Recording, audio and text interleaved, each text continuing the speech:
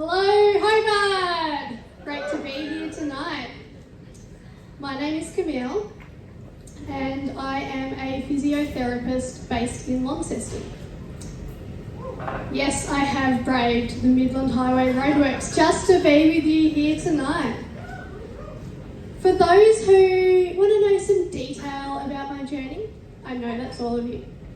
Yes, I did stop at the Campbelltown toilets on the way. And yes, I saw a huge log.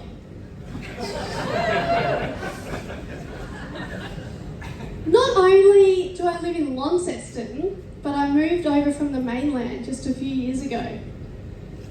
Yep, just couldn't resist the lure of those Campbelltown stopovers. Locals seem to be able to tell that I'm from the mainland. Maybe because I don't know my pink eyes from my pink ladies. I'd never heard of chicken feed. And because I don't have any cousins here in the audience tonight.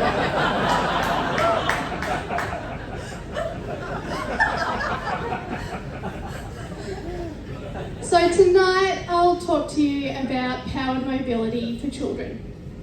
I help kids with a disability learn how to move by using power wheelchairs that are specially designed for this purpose. But what does that have to do with being a physio? When I tell people I'm a physio, they tend to think I spend my days doing things like this or this. But I just never got that special skill of making people's spines appear on their skin. Instead, I actually teach babies how to drive. It's safer than it sounds. Sometimes we even use seatbelts. So it's likely that some of you in the audience here tonight have a family member or a friend, or you at least know someone with a disability. In fact, 1/4 of all Tasmanians have some type of disability. That's about 135,000 people, and to put that in perspective, that's almost exactly the same number of people that stop at the Campbelltown toilets every 24 hours.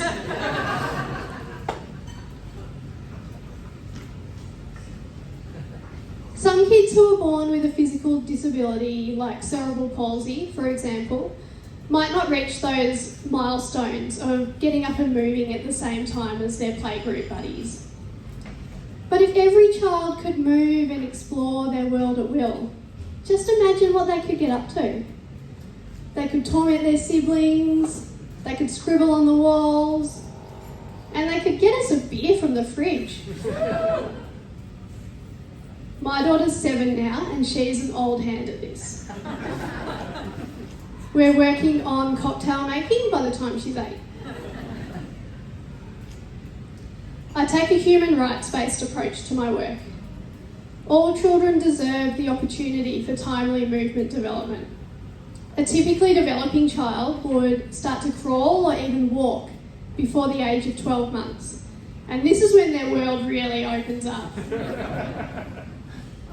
This is also typically when parents have to head to Bunnings and buy those important things like cupboard latches, baby gates, sausages. Just make sure you've got the onion underneath for safety, please. Well, so since this is a science evening, we're going to recap at this point with a complex scientific equation for parents. Beer plus sausage equals happy days. But let's take a step back. First, we've got to train these children.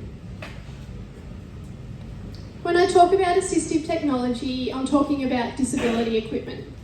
So that's things like standing frames, walking frames, manual wheelchairs, power wheelchairs, ride-on Roombas.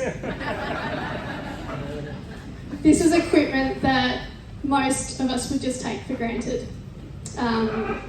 Doing things that most of us would take for granted, like moving by ourselves, having fun with family and friends, and of course doing the household chores.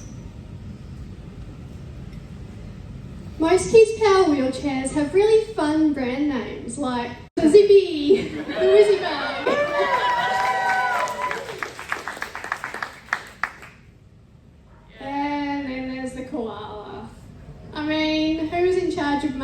for that one. They may as well have called it the sloth. If it was up to me, I would have come up with something a bit faster, like the kangaroo, the emu, or my personal favourite, the huntsman. Guaranteed to make any child move faster than the speed of light. So power wheelchairs have actually been around for quite a while. What's different now? We're focusing on getting kids into powered mobility as young as possible. Previously, this would have been around 3 or even 5 years old. But now it's 10 or 12 months old, which makes sense because this is when babies are typically learning to move. This has all been made possible by some clever people that designed a baby-sized power wheelchair, like the one you can see here. They're smaller, they're brightly coloured, and they're just designed to promote lots of fun. And so now we can see kids getting up to all kinds of mischief at a younger age. It's very professionally satisfying. When kids first get into a power wheelchair, we celebrate any kind of movement. So one kid would get into the power wheelchair and just do reverse doughies around the courtyard every session, laughing his head off. There's no wrong kind of movement, which makes my job really easy. Unless they're enrolled in the beer fridge training program, and then it's a little bit more complicated.